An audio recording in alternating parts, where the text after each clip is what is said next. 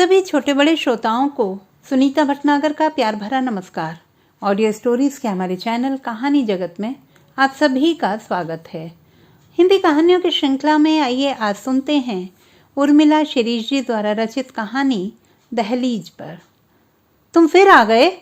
बार बार क्यों आ जाते हो? वहां क्यों नहीं रहते हो? तुम्हारी मम्मी को इतनी समझ नहीं है कि वह तुम्हें अपने पास रखे? वह लगातार बोले जा रही थी, बिना देखे अपने काम निपटाते हुए। और वह दरवाजे पर खड़ा था, सिर झुकाए। कंधों से बैग लटक रहा था जिसमें लगभग सारी कॉपी किताबें थी। हाथ में एक बोतल थी और कपड़ों का एक थैला भी। क्या घर नहीं गए? उसको चुप देखकर उन्होंने सख्ती से पूछा। घर? उसने होंठों में बुदबुदा कर कहा और कातरता से उसका चेहरा देखने लगा। यही तो मेरा घर है। सिर्फ 2 महीने में यह घर पराया कैसे हो गया? यहीं उसका जन्म हुआ था, यहीं बचपन बीता और यहीं पर उसने स्वयं को सबके बीच पाया था। माता पिता का घर कैसा था उसने नहीं देखा, दादा दादी को नहीं जानता वह। फिर कोई और घर कैसे अपना घर हो सकता है? अभी 2 माह पहले ही तो वह स्कूल से लौटकर बैग पटक कर जूते उतारता था। पानी की बोतल सामने वाली टेबल पर होती और चश्मा वॉश बेसिन पर। टीवी खोलकर सबसे पहले वह कार्टून नेटवर्क देखा करता था। अपने कमरे में जाकर यूनिफॉर्म बाद में बदलता था। मामी को देखते ही वह चुपचाप बैग उठाकर रखता और चुपके से बैठ जाता। कहता, मामी खाना, भूख लगी है। मम्मी क्या कर रही हैं? उठाइए ना उन्हें। लेकिन अब वो कमरा नहीं है, किराए पर उठा दिया गया है। इस तरफ से ताला लगा है, बाहर का दरवाज़ा खोल दिया गया है। खिड़की भी बंद थी तो लगा कि उसके जीवन का दरवाज़ा हमेशा के लिए बंद कर दिया गया है। उसने देखा मामी फ़ोन लगाने जा रही हैं, तब भी वह वैसे ही खड़ा रहा। उसके पतले पतले पाँव जैसे ज़मीन से चिपक गए थे। राजा भैया, रुचि और पारू ट्यूशन पढ़कर नहीं आए थे। नाना नानी शादी में गए थे। उसको यूं आया देखकर मामी ने तुरंत फ़ोन लगाया और गुस्से में बोली, क्यों भेज दिया? इस तरह रोज़ रोज़ भेजोगी तो वहाँ उसे अपनापन लगेगा? उसका क्या हक बन पाएगा? वे लोग तो यही चाहेंगे ना कि उसे वहाँ न रहने दिया जाए, और तुम कुछ समझती ही नहीं हो। यहाँ कौन पढ़ाएगा? कौन उसकी देखभाल करेगा? मेरा तो पूरा जीवन इसी में गुजर गया। क्या तुम्हें खुद नहीं लगता है कि बाबा को तुम्हारे साथ रहना चाहिए? उन्हें इस बात का एहसास होना चाहिए कि बाबा तुम्हारे जीवन में सबसे महत्वपूर्ण है। उसकी अपनी हैसियत है। उधर से माँ कुछ बोल रही थी जिसका जवाब मामी अपने गुस्से भरे तेवर और तर्कों से दे रही थी। तुम भी आकर रहो यहाँ और रखो अपने बेटे को। लोग कैसा महसूस करेंगे? शादी के समय ये तय हो गया था कि वे बाबा को रखेंगे। तुम्हारा अपना वहाँ कौन है? बाबा से सपोर्ट मिलेगा तुम्हें? क्या उन लोगों की सेवा और काम करने के लिए तुम गई हो? और तुम्हारा अपना बेटा, उसकी चिंता है तुम्हें? वह खड़ा खड़ा सारी बातें सुनता रहा। मामी के बढ़ते गुस्से के साथ साथ उसके चेहरे पर उदासी बढ़ती जा रही थी। उसने कपड़ों का बैग बगल में रखा और सोफे पर बैठ गया। भूख तथा प्यास के मारे उसका गला सूख रहा था। मामी फ़ोन रखकर अपने कमरे में चली गई थी। वह अब भी बड़बड़ा रही थी। वह जानता है उसको लेकर मामी, नानी और मौसियों के बीच हमेशा झगड़ा होता रहा है। नानी उसे छुपाकर फल खिलाती हैं, मौसी उसके लिए कपड़े लाती हैं और 2-2 घंटे पढ़ाती थी। और कोई भी चीज़ उससे गिरती, टूटती या खराब होती तो राजा भैया या पारू का नाम बता देती और उससे चुप रहने को कहती। उसकी गलती की सजा राजा भैया को मिलती, मामा पीटते या फिर मामी। पारू लाख कहती कि उसने नहीं किया, मगर तब मामी की आंखों में जब घृणा और गुस्सा होता था उससे वह सहम जाता था। बच्चे उसे अलग थलग कर देते। तुमने झूठा नाम लगाया हमारा, हम तुमसे बात नहीं करेंगे। लेकिन थोड़ी देर बाद सारा गुस्सा हवा में उड़ जाता था और चारों बच्चे खेलने लगते थे। उसने जूते उतारे और करीने से उठाकर रैक पर रख दिए। कोई और दिन होता तो वह टीवी पर अपनी पसंद का चैनल लगा लेता, लेकिन आज रिमोट पास में रखा होने पर भी उसका हाथ उधर नहीं बढ़ रहा था। सुबह जब वह स्कूल जा रहा था तब माँ ने चुपचाप उसे कपड़ों वाला बैग भी पकड़ा दिया था। उनकी आंखें गीली थीं और चेहरा तमतमा रहा था। उसके दोनों नए भाई अभी सो रहे थे। उस समय नए पापा दूध लेने गए थे। वहीं से मामा के घर चले जाना, कुछ दिन बाद ले लेंगे। माँ ने बस इतना ही कहा था और अंदर चली गई थी। उसकी नाक पर लाल रंग उतर आया था।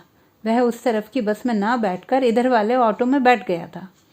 2 महीने में यह तीसरी बार था जब वह यहाँ से वहाँ और वहाँ से यहाँ आया था। मामी, राजा भैया कब आएगा? उसने अंदर जाकर पूछा। 1 घंटे बाद। जैसे बच्चों से ही उसका अस्तित्व बनेगा। वह जाकर पुनः सोफे पर बैठ गया। उसे भूख लग रही थी मगर उसने खाना नहीं मांगा।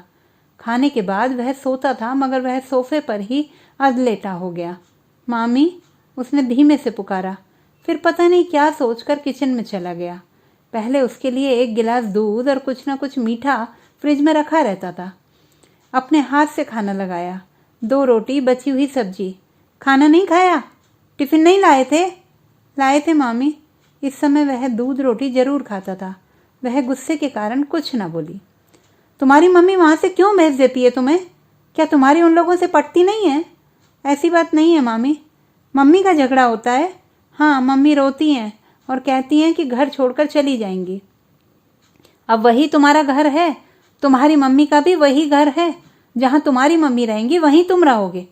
तुम्हारी मम्मी एकदम अकेली हो जाएंगी। उनकी देखभाल के लिए तुम्हें वहाँ रहना चाहिए। वे लोग नहीं पूछेंगे तो तुम्हें तो पूछना पड़ेगा। तुमने सोचा कभी इस बारे में? वह उसकी तरफ देखे बिना बोले जा रही थी। उन्हें नहीं मालूम था कि बच्चा सुन भी रहा है या नहीं। उसके गालों पर बहते हुए आंसू भी उन्हें दिखाई नहीं दिए। निःशब्द बहते उन आंसुओं में असुरक्षा और पराये होते जाने का दर्दनाक एहसास घुला था। और वह कैसे बताए मामी को कि वहाँ क्या होता है? शादी के 1 महीने बाद वह माँ के साथ गया था। पूरे 1 महीने घूमने के बाद लौटी थी माँ, हंसती मुस्कुराती, चेहरे पर दमक, आंखों में काजल, मांग में भरा सिंदूर। वह स्वयं अपनी माँ के इस रूप को देखकर विस्मित रह गया था। सरकारी आवास, छोटे छोटे कमरों वाले घर में नए पापा और माँ का एक कमरा था। एक कमरे में उसके दोनों नए भाई और उसकी दादी सोया करती थी। वह कहाँ लेटे? कौन उसको अपने साथ सुलाएगा? यह तय होने में घंटों लग गए थे। फिर यही तय किया गया कि उसके लिए वहीं पर एक फोल्डिंग पलंग लगा दिया जाएगा। फोल्डिंग पलंग पर जब वह बैठा तो उसे जोर की रुलाई आ गई। ची ची करता गहरा पलंग, पतला सा गद्दा और पुरानी रजाई। वे दोनों अपनी अपनी टेबल पर पढ़ रहे थे। उसे हाथ पर रखकर लिखना नहीं आता था। माँ अपने कमरे में थी नए पापा के साथ। उसकी सिसकियाँ शायद दादी के कानों में पड़ी। क्या बात है? उसने जल्दी से अपने आंसू पोंछे और चेहरा झुका लिया। उन्होंने पूछा, क्या बात है? यहाँ बुरा लग रहा है? नानी की याद आ रही है? आएगी ही, बचपन से जो वहीं रहे हो। किसके साथ सोते थे, नानी या नाना के साथ? नानी को भी तुम्हारी याद आ रही होगी। जरा सी सहानुभूति भरे शब्द सुनते ही वह जोर जोर से रोने लगा।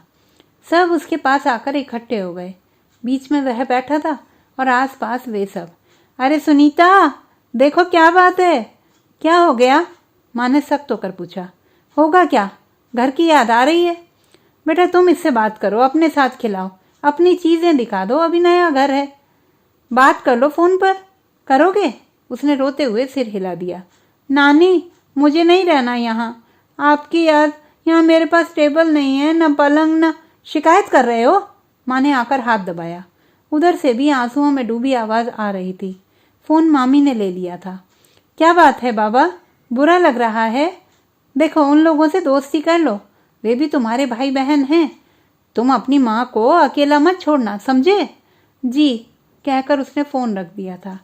उसे अपनी माँ को अकेले नहीं छोड़ना चाहिए, उनके साथ ही रहना चाहिए। फिर भी उसे नानी के घर का दृश्य याद हो आया।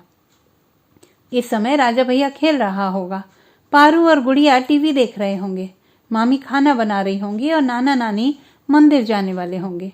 वहां तो उसकी राजकुमारों की तरह इज्जत होती थी। नानी अपने सामने बैठाकर खाना खिलाती थी। बिना बाप की औलाद है सोचकर सब लोग उसे खूब खूब प्यार किया करते थे। उसकी पढ़ाई के लिए ट्यूटर लगा था। यहाँ आकर उसे कुछ समझ ही नहीं आ रहा था कि वह कैसे खाएगा। माँ के आने के बाद भी वह कितने दिनों तक आनाकानी करता रहा था।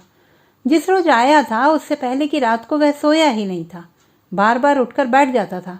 राजा भैया, वह चुपके से उठकर गया था। राजा तुम्हें बुरा तो नहीं लगेगा? उसने पूछा था और पूछने में वह अपने भावी जीवन का आधार ढूंढ रहा था। पर तुम्हारी माँ तो वहाँ है।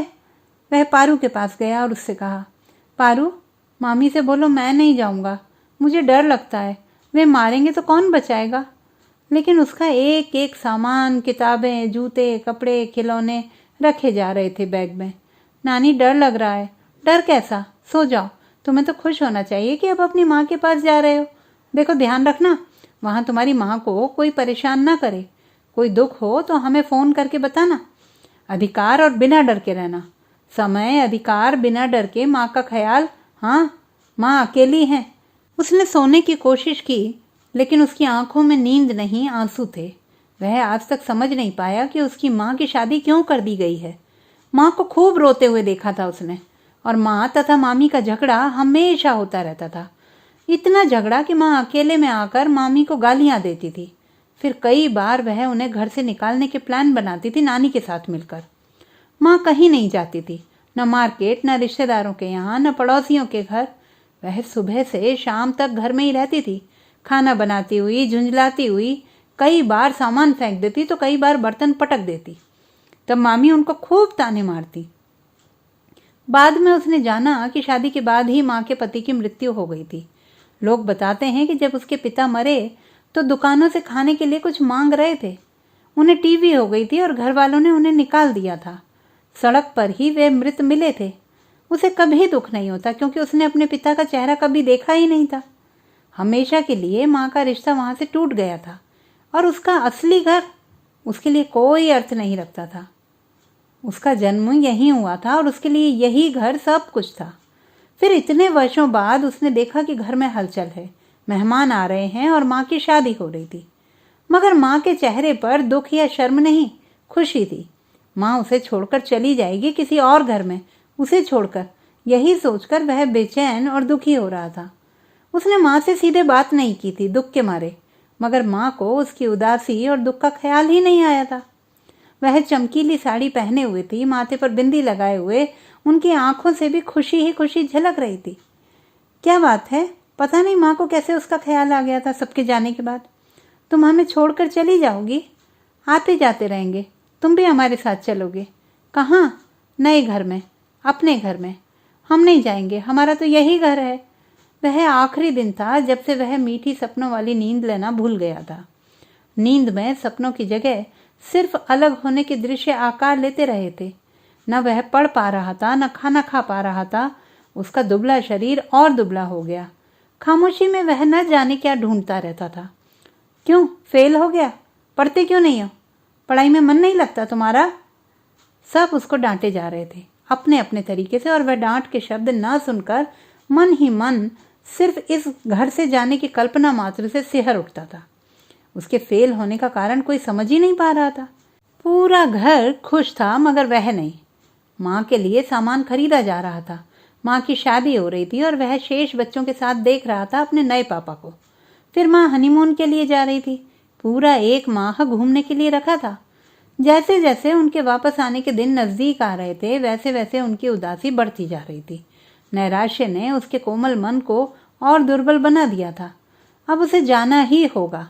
पहले वह सिर्फ 2 दिन के लिए गया था, पर उसे वहां का हिसाब किताब समझ में ही नहीं आया था, क्योंकि वह मामा के साथ माँ की पहली विदाई करवाने गया था। लेकिन दूसरी बार उसकी भी विदाई हुई थी। सब उसे तरह तरह से समझा रहे थे, नसीहत दे रहे थे। उसके वापस आने पर बैरियर लगाए जा रहे थे। माँ के जीवन तथा माँ के सम्मान का वास्ता देकर उसकी जुबान पर ताला लगा दिया जाता और इच्छा को दबा दिया जाता।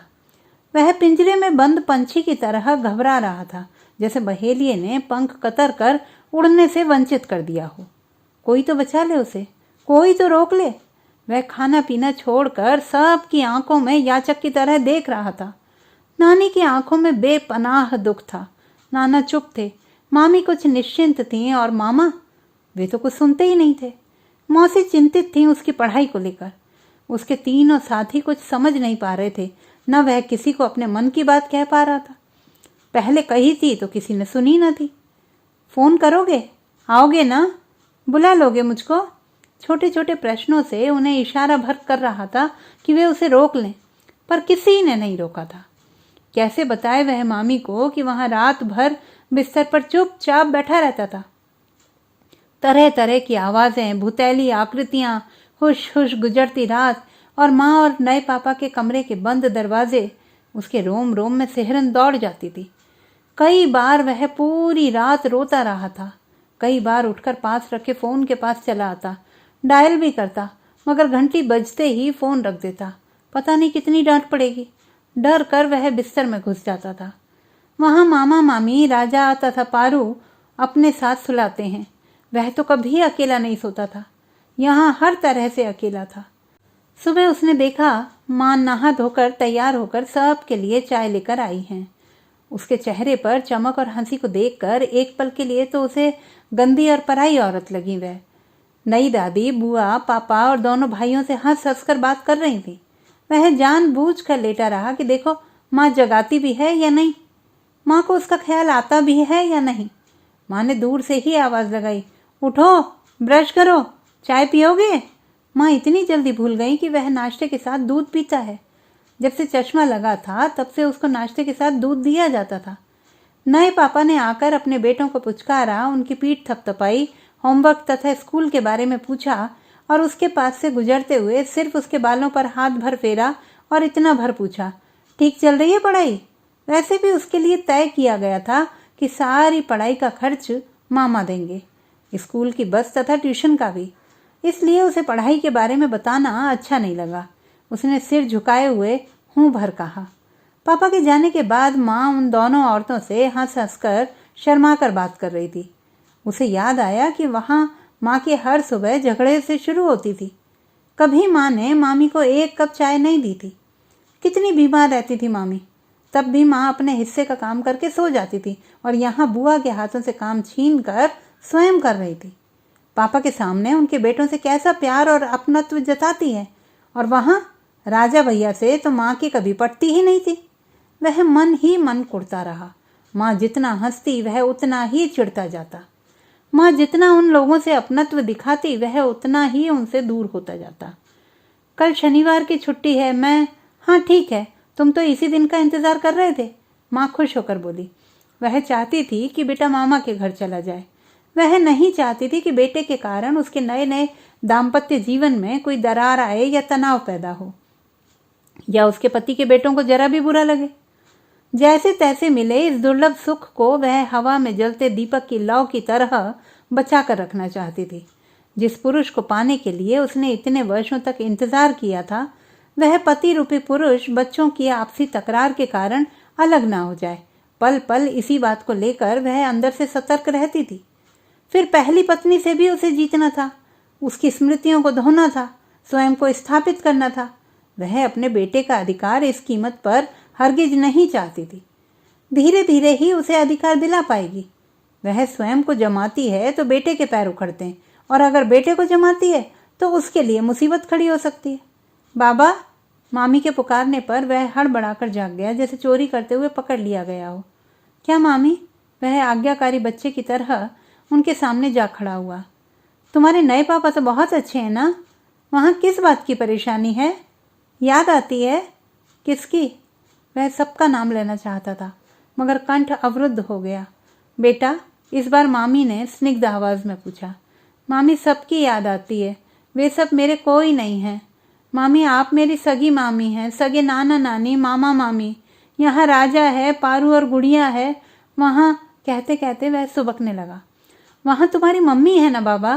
कहने को वह कह गई, लेकिन उसका रोता हुआ चेहरा, सिसकती हुई आवाज़ उनकी छाती में धंस गई। मामी, आप मेरी सगी मामी, पारू, राजा, वे लोग। उसके कहे शब्द उनकी आत्मा को कंपाने लगे। वह सामने खड़ा था। उसके दुबले पतले बेजान से हाथ पांव लटक रहे थे। आंखों पर चढ़ा बड़ा सा चश्मा और उसके भीतर से बहते आंसू। चश्मे पर आंसू तथा धूल चिपकी थी। साफ नहीं किया होगा, फ्रेम कुछ टेढ़ा हो गया था। सोते वक्त चश्मा उतारना भूल गया होगा। यहाँ मामी ही कई बार उसका चश्मा उतार कर रख देती थी। 1 साल फेल हो गया सो पढ़ाई का दबाव भी। वहाँ वह पूरे समय लोगों को तथा माँ का उनके साथ व्यवहार देखता रहता है। माँ कहती, हंसा करो, बात किया करो, फिर धीमे से आकर डपटती, मुंह लटका कर बैठे रहोगे तो कौन बात करेगा? गुन्ने बने रहोगे या बात भी करोगे? यहाँ सब लोग कितना हंसते हैं, कोई तुम्हारे नखरे नहीं उठाएगा। वहाँ माँ की बातें सुनकर और ज़्यादा गुमसुम हो जाता था वह। खिलखिलाती हुई माँ की आवाज़ से उसे नफरत होने लगती। हर शाम तैयार होकर जब माँ बाहर निकलती तो वह बाहर एक कोने में बैठा खाली कॉपी पर रेखाएं खींचता रहता। माँ लौटकर रसोई में फिर हंसती, ठहाके लगाती, फुर्ती के साथ काम करने लगती। यहाँ मामी कहती हैं कि माँ अकेली है और वहाँ सब कहते हैं कि बाबा को यहाँ अच्छा नहीं लगता। हर बात में उसे ही समझाया जाता है कि वह सबके साथ एडजस्ट करे। जब से उसने समझना सीखा है, कलह की छायाएं अपने आसपास मंडराती देखी हैं। यहाँ भी उसको लेकर अनकहा क्लेश चलता रहता था। मौसियों तथा नाना नानी की सहानुभूति उसके साथ रहती थी। मामा का लाड़ दुलार तो उसके साथ होता ही था। मामी जानती हैं कि उसे छिप छिप कर चीज़ें खिलाई जाती हैं, छिपाकर पैसे दिए जाते हैं कि वह स्कूल में अच्छी चीज़ें खा सके। बाकी तीनों बच्चों की कोई चिंता नहीं। मगर इन सब बातों के बावजूद बाबा का अपनी मामी के प्रति आत्मीय आकर्षण रहा है। वह उनको चुपचाप देखता। मामी के मुंह से निकले शब्द उसके लिए मूल्यवान होते। इस लगाव और स्नेह के बावजूद वह भयभीत तथा संकोच में डूबा रहता है। जब भी उन तीनों को डांटा मारा पीटा जाता तो मामी उसी को घूर कर देखती थी। वह निगाह उसके भीतर थरथराहट पैदा कर देती। बड़ों के बनाए गए सुरक्षा कवच में उसका दम घुटने लगता। वह उस सुरक्षा कवच को तोड़कर सबके बीच आ जाना चाहता है, मगर नहीं आ पाता। वह दहलीज पर खड़ा है, न इस पार न उस पार। उसका घर कौन सा है, कौन सा नहीं, उसे नहीं मालूम। दूसरे के हाथों का खिलौना बना वह कभी भी दबा दिया जाता या परे फेंक दिया जाता है। तो दोस्तों, ये थी हमारी आज की कहानी। आपको कैसी लगी कमेंट बॉक्स में लिखना ना भूलें। चैनल को सब्सक्राइब करें, लाइक करें और मित्रों के साथ शेयर करें।